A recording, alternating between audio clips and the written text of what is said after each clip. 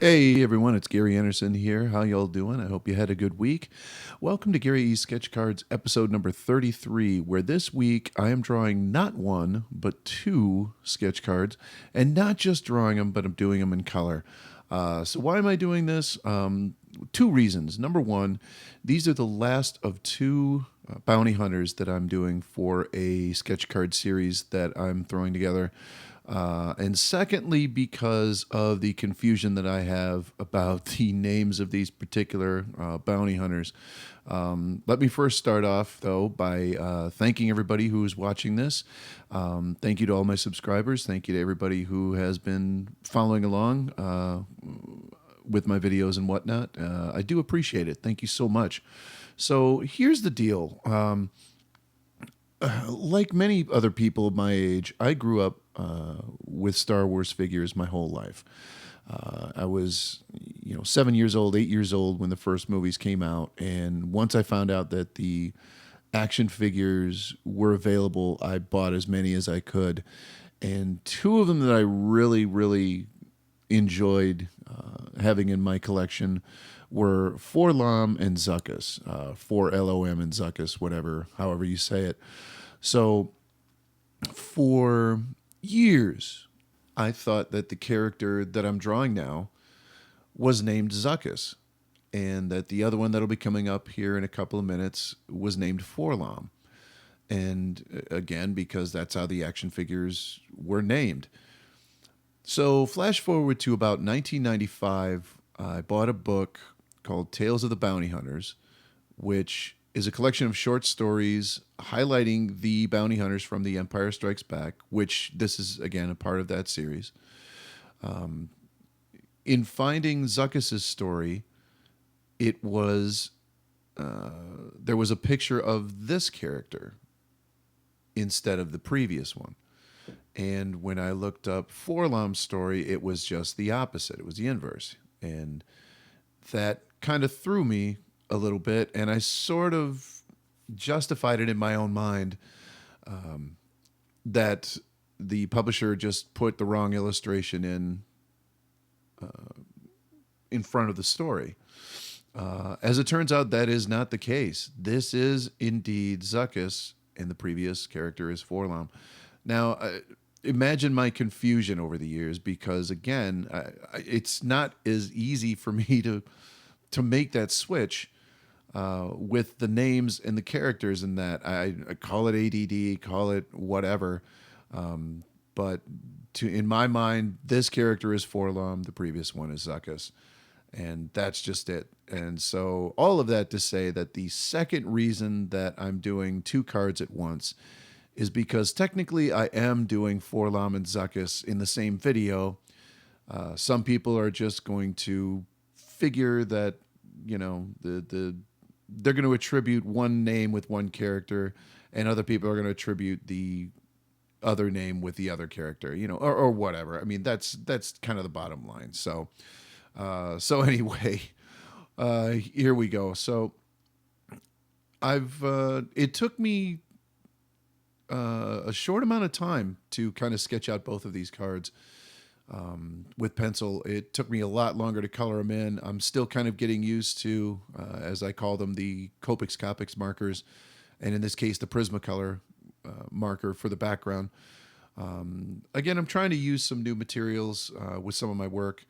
I've been doing the sketch cards for about, 6 or 7 months now, and all of them up to this point were just basically pencil drawings, just pencil sketches. So I kind of stuck with the traditional definition, if you will, of sketch card, and I wanted to add a little bit of color to some of the work, and that's what I'm doing right here. The yellow background is a common color scheme for the 6-card series, and I just posted all 6 of these cards on my Facebook page and my Instagram page, which, if you want to follow me on Instagram, you can, the name or whatever is in the bottom right-hand corner there, obviously. But I posted all 6 of these, and I'm kicking around the idea of either hanging on to them or selling them. I'm not sure yet. So kind of be on the lookout. I'm still kind of putting a budding art career together, I guess. Who knows? I don't know. I don't even know what I'm doing anymore. It's the end of the year. It's the end of the year, and I'm on vacation. So hey, it's I'm just gonna kind of try to relax and decompress from this year and be ready to hit 2016 with both feet on the ground, I guess. So you'll have to forgive me. It's about 1:30 in the morning as I'm doing this recording, and I'm kind of tired. So this will be a rather loopy video. It's audio-wise, I guess. It's also a longer video because I wanted to sort of show the entire process of both drawing and coloring the cards this time around with the Copics. The last couple of cards I did in color, but I didn't film the actual drawing of the cards. So this week I wanted to do a little bit of both, but putting two cards together, I didn't want to make it an 8-minute video. So that would have just taken, it would have just gone way too fast. So I wanted to kind of make this one a little longer. And I think it clocks in at around, 22 minutes or 23 minutes or something like that. So I have to come up with, roughly a half an hour of things to say, and we'll see how this goes. If you like what you're hearing, maybe this will be the new format. I'll make half-hour videos instead of 8-minute videos. So I don't know. It's always a trick trying to figure out how long the video should be. Some people may like the longer videos. Some people may like the shorter ones, just to kind of get right to the final product. And I can appreciate that. So, but this one, like I said, I wanted to make it a little bit longer this week. So again, thank you so much for watching. Maybe the third and unofficial reason that I'm doing these two sketch cards from Star Wars The Empire Strikes Back, obviously, is because of The Force Awakens that comes out this week. And I'm actually going to be able to see it on Thursday, December 17th. So I will kind of be one of the first people to actually see the movie. And I will be sure to put spoiler-filled reviews on my YouTube channel, so be on the lookout for that. Or even better, I'll put the videos on my Facebook page, and they'll just start up unprompted. Of course, I'm kidding right there, but I'm trying to stay spoiler-free, and so far I have been really, really kind of surprised at how few spoilers are actually out there. I mean, there's been a lot of speculation on a few of the key plot points of The Force Awakens, but I've tried to stay away from it. There is a page in particular that is notorious at putting spoilers up. I won't mention who they are, but I go to that page quite frequently, and I've been trying to stay away from it, really. So, but I'm excited. This is going to be good. And as I said in the previous two videos, I did a sketch card of, who was it? It was Dengar and then Bossk, would have been the two previous episodes. I wanted to do these because I wanted to do some kind of Star Wars fan art, but I didn't want to do anything from the new movies yet, only because a lot of people are putting it out there. And that's fine. That's totally awesome. And I would probably be doing nothing but the Force Awakens fan art if I really like the film.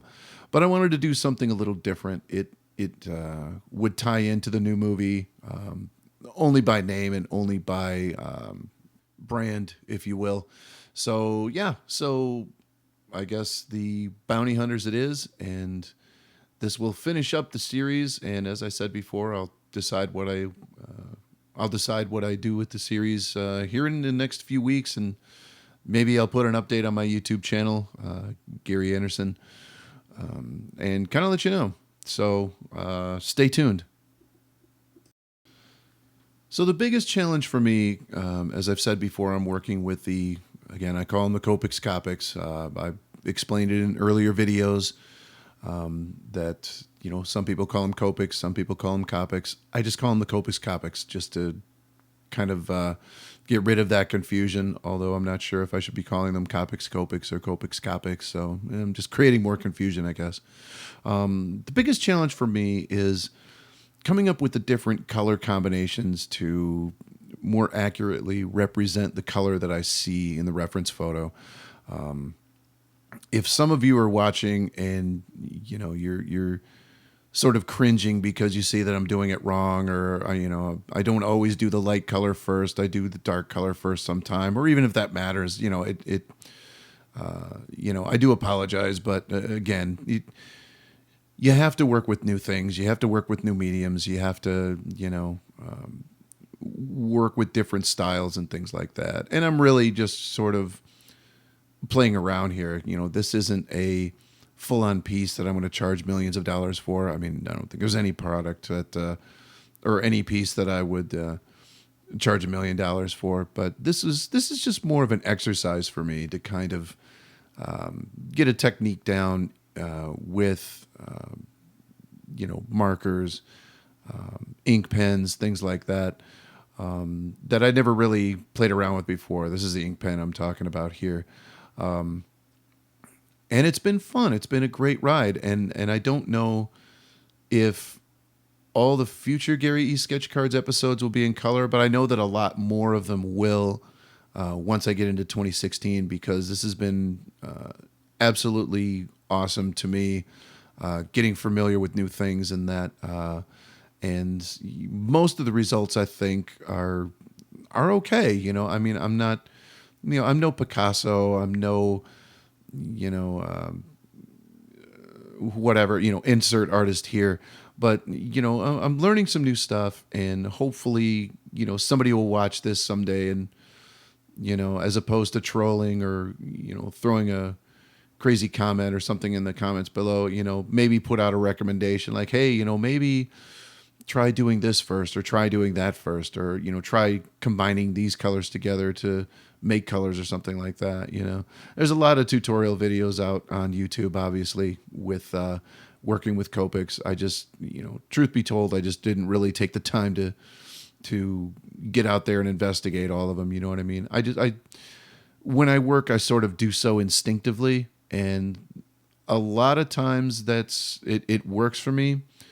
At least in my mind anyway. But there are times where that's turned around and really kind of, bit me in the tackle, if you will, just, for lack of a better term, just, it's really, it's a hit or miss. And, I've been watching a few videos and this and that to try to, see what other people do and how they do it and that. So, and I hope that, that my videos help as well. It's a crapshoot. I try to make the videos entertaining, and I try to make them somewhat educational, and I try to, show as much of my technique as possible. So if somebody sees something they like, or they want to sort of emulate, that's awesome. If somebody sees something that I'm doing wrong and they want to comment on it below, by the way, please comment below. Feel free to. That's fine as well. Art is not just about producing work. It's a big part of it, obviously, but art is about learning. Art's about getting in there and getting your hands dirty with new mediums. I think I've said that in just about every video over the last month, but it's kind of true. So, and maybe that's, partially my way of justifying working with the markers and that, but I really like doing it, and I really like how the pieces turn out, to go from just sketchy sketch cards, if you will, which again is fine, to color sketch cards. I think that was a big step, and that's something I never really saw coming when I started doing these videos. In fact, I may have to go in and change the playlist name, because I sort of poo-poo the idea of using markers and stuff like that. So I'm kind of going against my own policies, if you will. So, and I'm doing it for you. So, yeah, it's been an experience. In this particular piece, I really kind of struggled with which markers to use for the color. And in the end, this brown is a little too dark. And in the end, I think I could have gone with something lighter. But I think I was able to sort of tie everything together in the final card. I'll let you be the judge for that on that. But, I think I was able to kind of make it work. In retrospect, I probably could have used a lighter brown to sort of put in the shading and whatnot, but you know, it's again, it's all a learning curve. It's a part of learning new things and sort of improving yourself. Here, I'm trying to, come up with a medium, a mid-tone brown, if you will, to sort of bring the dark brown and the light brown together. And I used a marker blender to try to blend the colors a little better. Not everything I do works out right, so it would be nice if I could just jump into a project every time and have it work out perfectly every time and have it, have no stress as far as that goes. But more often than not, I'll kind of draw or paint or mark myself into a corner. So sometimes the best I can hope for is to just sort of delve into something, and if I do hit a snag or something like that, the best I can hope for is to kind of, I don't know, pull myself out of it, if you will. So and not to get all mopey and cruddy or whatever, because I think a lot of artists have that happen from time to time. But I guess if nothing else, just know that not everything that, as an artist, not everything you try is always going to work out 100%.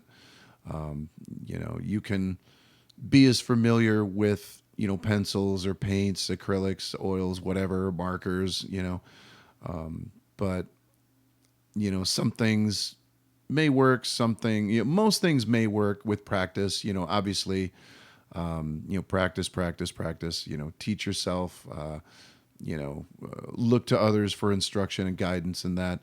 But, the best way to learn is to just get your hands dirty and do it and learn from your mistakes. You know what I mean?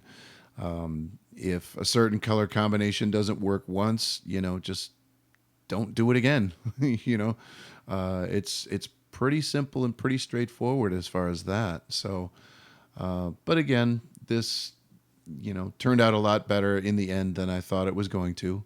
I did touch up a few things after I shut the camera off, and that will be in you'll see that in the photo at the end of the video here. It's not a lot. I mean, it's not, a completely new drawing or a completely new color scheme. But there are a couple of things I added, which I can't really remember offhand, but you'll see that in the photo at the end of the video. So, yeah, art is a lot of things at one time. It's creation, it's learning, it's, putting yourself into your work. It's, there's kind of a deviant side to it, or a exploratory side. Maybe not deviant, that's not the right word, but there's an exploratory side to it as well. There are times where you're working on a piece and you're just trying something new. And sometimes, and this is probably better left to like a sketchbook or a practice piece or something like that. There are times where you're trying something just to try it, and knowing that, for the most part, it's probably going to fail, or it's probably not going to come out as you intended. You know what I mean? But, and there's, no reason why you shouldn't do that from time to time, if you, do it quickly. You know what I mean? Obviously, you don't want to spend 10 hours on a drawing and just think to yourself, well, I'm just going to try to color this, and if it doesn't work, then nuts to it. Then I'll throw it in the trash. You don't want to do that. You obviously want to sketch in something quick and then try color and stuff like that. And that's kind of what I did with this sketch card. And again, could I do it better? Yeah, maybe, arguably. But it was my first attempt at it, and I think it turned out great. And it fits in with the rest of the series, the rest of the cards. So I'm going to keep it, and or at least I'm not going to throw it. Excuse me, I'm not going to throw it out, but I may not keep it, but I'm not going to throw it out, I guess, is my point. So, yeah, when you're learning something, again, don't expect every piece to be a keeper. Some of them are not going to be keepers. Some of them are going to be stuff that you're going to look back, years from now and sort of cringe. you know. And I know I'm kind of all over the place this week, but you know, hey, I got 20 minutes of dialogue I need to talk about. So let's go back to this. Here is the finished sketch card for, and I'm going to call him Zuckuss because that's how I knew him growing up. And you know, leave a comment below if you don't like what I'm doing or what have you. Leave a comment below anyway. But what I'm doing is I'm putting a spatter effect here with some acrylic paints. So what I did was I traced over the outline of his head, and now I'm cutting out basically a mask to hold over the sketch card while I apply some watered down acrylic paints with a toothbrush. Again, as I said last week, it's a very common sort of technique.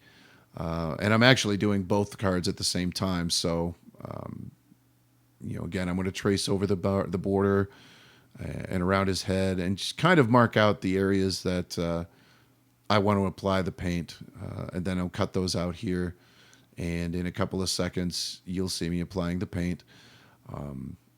This was something that I set up with all the cards in this series. So I don't know if I'll change it up a little bit with, you know, future sketch cards in that. Maybe I'll apply the paint with different techniques and things like that. But I just wanted to kind of do a quick spatter effect here in the background to make that more interesting. And again, you'll see that in the picture here at the end of the video. So anyway, we're coming close to the end. So thank you so much for watching. Please like, subscribe, and I will see you next week.